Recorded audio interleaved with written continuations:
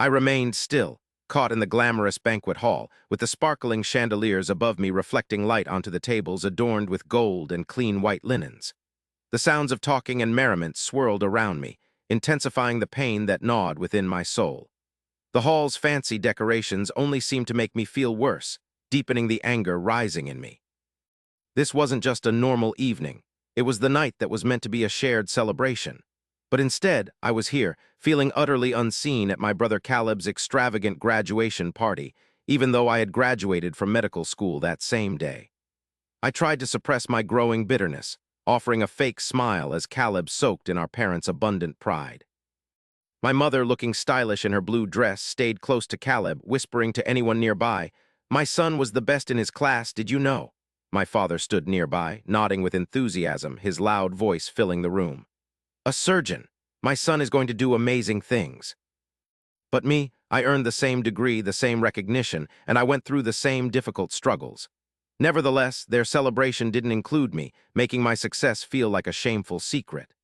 My spirits fell as their earlier comments repeated in my mind, like an inescapable echo. "We're sorry, Ava, but we only took care of Caleb's loans." I suppose you get it, right? They didn't believe I'd be successful anyway. It was better for them to invest in something certain instead of a potentially awkward gamble. A fresh wave of embarrassment surged through me, intense and overwhelming, almost shattering my control. Their effortless rejection hurt more than any physical ache I'd experienced. They had paid for Caleb's entire schooling, eliminating all of his financial obligations, while I was drowning under the weight of student loans. And what was worse, they weren't even bothering to conceal their preference for him tonight. They displayed it openly, as if it were some kind of accomplishment. But this evening wouldn't go the way they thought it would. They had no idea about the envelope burning like a flame inside my purse. They couldn't even begin to imagine what was inside. It was my secret, the silent weapon I'd been secretly working on, biding my time and ready to spring it at this exact second. It was the consequence of countless sleepless nights, unwavering commitment, and pure grit. It was a reality so potent that it could dismantle their fantasies and completely remake everything. I took a breath, steadying myself, clutching my champagne flute more firmly, watching the bubbles float upward, as though encouraging me to do the same. My pulse quickened, pounding strongly in my chest, as I repeated my carefully crafted words over and over in my mind. The sound of forks hitting plates grabbed my focus. My father lifted his glass, signaling for everyone to quiet down. The murmur of conversation died down, and anticipation seemed thick in the atmosphere. My mom gave Caleb a little push, and his beautiful grin lit up his handsome face. Dad's voice boomed out, brimming with a clear and obvious pride. "Everyone here tonight, it's a special occasion. It's not only because my son Caleb has done so much, but also because this evening signifies the start of something truly remarkable. Caleb, your mom and I always knew you were destined for greatness. You've given us so much joy, and we've tried our best to help you succeed in the future. Here to a fantastic and prosperous career." As everyone clapped enthusiastically, I felt a sharp pain in my chest, my heart breaking into a million pieces. Not a word about me, no recognition whatsoever. They were celebrating Caleb, praising him, while I was left alone in the feeling of being rejected. But behind the hurt, a fierce resolve was forming, a strong drive stemming from the feeling of abandonment, rejection, and a deep hunger for fairness. As the clapping died down, my father glanced at me as if it was just an obligation. "Oh, and Ava graduated too. Congratulations, sweetheart," he said in a tone that lacked any emotion, his voice sounding flat. A few people clapped, but it was really awkward and didn't last long, eclipsed by the clear disregard of my parents. I was furious. That was enough. I couldn't take any more of this humiliation. I held my head high, moving forward with a boldness I usually kept hidden. "Thanks, Dad," I declared, my voice ringing out, breaking the uneasy quiet. Suddenly, all the gazes shifted to me, and people's faces showed a desire to figure out what I was going to say. My mom looked displeased, quietly murmuring, "Ava, don't make a scene." Ignoring her urgent words, I pushed on, my voice steady and sure. "It's a fact that Caleb has done amazing things, and I really am happy for him. But as you've all been told, my parents have decided that my own achievements aren't worth a party." The room went totally silent. Caleb looked a little confused, and my dad's jaw clenched. My mother's face lost color, and she clutched her wine glass like it was keeping her upright. However, before I go, I continued, taking the stiff envelope from my bag. My hand shook a little, giving away how nervous I was. I thought everyone deserved to learn something. The atmosphere in the room became tight. All of the talking stopped instantly. My parents fidgeted, their eyes narrowing with suspicion. Caleb moved nearer, his face wrinkling as the puzzlement grew. "Ava, what's going on?" Caleb whispered, his tone strained and cautious. "This," I answered in a calm tone, raising the envelope high, my voice now clear and strong, "is about what's real." I noticed my folks visibly tense up, a wave of apprehension washing over them. Everyone in the room shifted, totally captivated by the tension. I slowly unfolded the letter, letting the anticipation grow. The room was absolutely silent, the quiet almost suffocating. "What is it, Ava?" my mom asked with a sharp edge, and I could hear the panic rising in her voice. "It's an official offer," I announced slowly, enjoying each word as I prolonged the moment, revealing a coveted residency at St. Bernard's Hospital. "It's not just any residency, it's with the famous Dr. Alina Whitmore. You might know her as one of the best neurosurgeons in the nation. She only selected one person this year, and that person is me." Everyone in the room gasped, murmurs of amazement and incredulity blending together. Caleb's eyes got bigger, and for the first time tonight his face showed real surprise and approval. My dad just stared at me, completely stunned. My mother's hand relaxed and her wineglass shook precariously. "But you never mentioned this," my dad stammered, a mixture of both happiness and disappointment in his eyes. "Why didn't you share this with us?" I asked back, meeting his gaze, an overwhelming feeling building inside me. "You never provided an opportunity. You made assumptions about my capabilities before allowing me the chance to show you what I could do." My words truly resonated, filling the entire space. My folks' cheeks burned a deep crimson, their shame quite apparent, palpable, and raw. Caleb came closer, his earlier envy utterly replaced by pure respect. "Ava," Caleb stated, his voice filled with genuine feeling, slowly shaking his head in total amazement, "I'm so incredibly proud of you." The people nearby quietly voiced their approval, lots of them clapping, clearly seeing the injustice I'd suffered. My parents remained motionless, dealing with shame, regret, and shock at the undeniable facts that they had callously ignored. In that potent instant of vindication, a sense of unexpected peace washed over me, not spite, but the feeling of satisfaction that only truth and fairness can generate. I didn't want to get back at them by making them feel bad.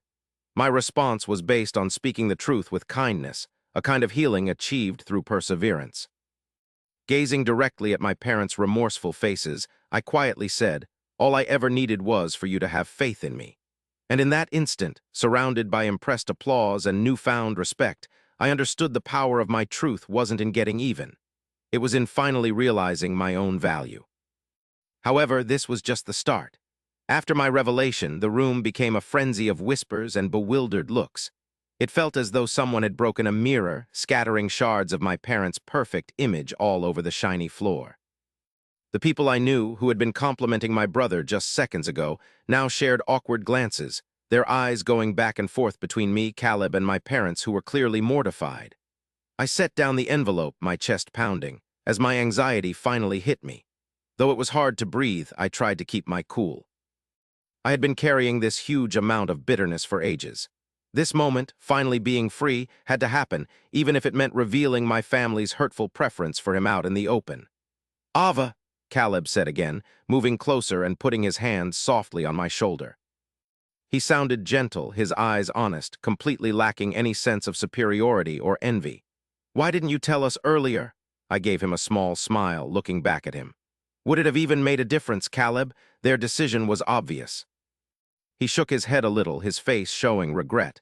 "I didn't realize they didn't assist you financially. If I'd known, I would have fought for you with them." I finished by gently squeezing his hand. "I know you, Caleb, and it wasn't something you did." My parents were standing close by, completely silent. The feeling of their regret was thick and obvious. Mom took a hesitant step toward me, her meticulously kept fingers shaking as she nervously fiddled with her necklace. "Ava," she started softly, her voice almost too quiet to hear. "Please, let's not create a disturbance. We can discuss this privately." I looked at her with total shock. "A disturbance? Mom, I have been ignored my entire life." You made me feel like a disappointment, like I'd messed everything up. Caleb and I both put in the same effort, yet it was as if my aspirations were insignificant to you. My father, who usually commanded attention, cleared his throat in a way that showed discomfort. We jumped to conclusions, he admitted, though it wasn't easy for him to say it, and he looked down. We figured Caleb was always on the path to triumph since he never seemed to stumble. But with me, it was different. I was more vocal about my difficulties, and we wrongly saw that as a flaw. My teeth clenched. It was satisfying to hear him admit he was wrong, but the pain of years of being ignored wouldn't disappear so easily. Did you ever wonder if I struggled because you were always telling me I wouldn't make it? The silence after that was overwhelming. People politely turned away with some heading to the food, while others stayed nearby, close enough to catch every word of our family's problems. Caleb came over to me, his presence offering me support. Ava, my mother, finally whispered, and her voice was full of regret. We are so sorry. We should never have treated you any different.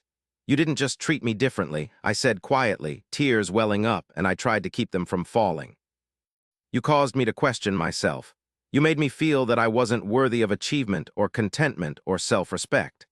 Caleb squeezed my shoulder gently, and he stayed right beside me. She deserves so much better, I stated firmly, keeping my voice level. She deserved both your encouragement and your affection. She shouldn't have had to fight just to get your respect. My dad began to respond, then stopped, appearing truly ashamed. It was a first. Genuine regret was written all over their faces. The parents who had always seemed so firm, so unshakable, were suddenly exposed. Mom's eyes filled with tears, her voice barely audible. Ava, there's no changing what happened, but please allow us a chance to fix things. I looked away momentarily, feeling a mix of emotions. It was simpler to hate them, to hold on to the anger. But buried under all the pain, a small portion of me hoped for peace. Caleb gave me a gentle push, sensing my inner struggle. Ava, he said softly, you're more resilient than anyone I've met, but choosing to forgive takes greater bravery than staying angry. I exhaled deeply, my chest tight with the weight of the situation. I don't know if I'm there yet. My dad slowly nodded, as if understanding had finally clicked for him. We'll abide by your decision, but please know we've learned from this. You've shown us we were completely mistaken. I took a hesitant breath, staring at them. The wound was still new, still stinging. However, within it was an undeniable glimmer of hope. Perhaps someday, I whispered, but not right now. Caleb smiled warmly, accepting my limits, and gave me a reassuring pat on the shoulder. Ava, I'm available whenever you require assistance.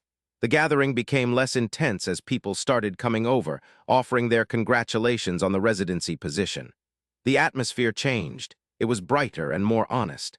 Everyone was truly admiring me for the first time. One of the older guests came over, a surgeon everyone respected, who had known my family for a long time. He shook my hand warmly, his eyes full of happiness. He mentioned that Dr. Alina Whitmore had made an excellent choice. I've watched her students do very well. You're going to do great things, Ava. I completely believe that. My emotions surged as I felt their sincerity and affirmation. Thank you, I softly replied. That means so much. As others spoke, expressing similar support, my self-assurance grew. For once, I wasn't just seen as Caleb's sibling. I was seen as my own person, able and deserving. Eventually, as the party progressed, my parents quietly moved off to the side, seemingly lost in thought regarding their choices. Caleb and I stood side by side, connected by a newfound appreciation and mutual respect. You've always been amazing, Caleb said softly with a warm smile. I'm honored to share this evening with you. I smiled back, the feeling of genuine acceptance washing over me, lifting all the emotional weight I'd carried for so long. And I'm proud of you, Caleb. We earned this, I thought. He nodded, showing his sincerity. We both did. As the night went on, surrounded by the respect and compassion I'd always deserved, I knew my biggest win wasn't just the surprising news I'd shared. I was taking back what was rightfully mine, my value, my self-respect, and who I am. My path certainly wasn't finished. This was only the initial stride toward feeling better, toward achieving a triumph that belonged to no one but me. The subsequent weeks felt like emerging from the shadows into the light of day. My folks gave me my space, getting in touch occasionally to offer tentative apologies, with each one feeling more genuine. Caleb stayed right by my side, and his constant support enabled me to gain a fresh sense of self-assurance. At the hospital, Dr. Alina Whitmore pushed me daily, urging me past barriers I thought were impossible. The residency was tough, but every surgery that went well and every thankful patient proved my parents were mistaken. My colleagues and mentors lauded my talents, and my professional standing grew rapidly, establishing my reputation alongside Caleb's. Even with our history, Caleb and I grew closer. He openly celebrated my victories, happily presenting me to people as a sister. Not just a sibling, but an equal whom he held in high regard. Our connection grew deeper, transformed by sincere respect rather than any rivalry or jealousy. Half a year later, after successfully completing an extremely complex surgical procedure alongside Dr. Whitmore, I was surprised to get an invitation. Dinner with my parents and Caleb.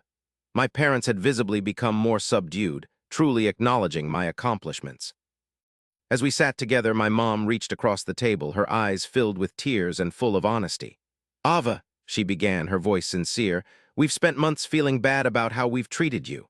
It was true, we'd regretted it for a long while. We thought Caleb was our only source of pride, and that clouded our judgment. "We can't undo the pain, but we're incredibly proud of you now."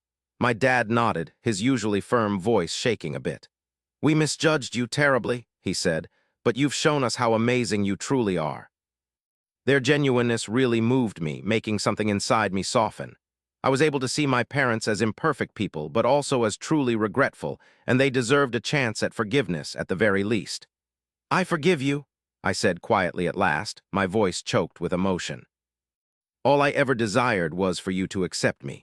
My mother stood up and hugged me close, her sobbing apology shattering the walls I'd spent so many years constructing. At that moment, redemption took over my bitterness. A year later, at a fancy medical gala celebrating the best up-and-coming surgeons, Caleb and I were on stage together, each getting a prestigious award. Our parents clapped enthusiastically from the front row, their eyes clearly filled with genuine pride, not just for Caleb but for me as well. When he took the microphone, Caleb gave a warm smile to everyone there. "I want to dedicate this recognition to the most resilient person I've ever encountered, my sister, Ava.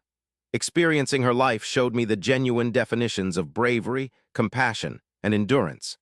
As cheers echoed all around, I felt a profound sense of serenity take over. The path had been difficult, packed with both sorrow and eventual recovery, yet I'd become more robust. My parents' first disapproval didn't have a hold on me anymore. Rather, it transformed into a driving force that pushed me forward to succeed. When it was my moment to talk, I gave a thankful smile toward Caleb, towards my parents, and at all those in the crowd observing. We all walked unique roads, however. Tonight illustrates that each of us can accomplish extraordinary things in our own individual ways. Don't ever let anyone's skepticism dictate your life. At that instant, standing beneath the lights surrounded by genuine appreciation, I understood that I'd discovered something even more valuable than achievement: inner peace, self-esteem, and authentic reconciliation. I had converted rejection into victory, distress into meaning, and resentment into generosity, and that, more than anything, was my most satisfying achievement.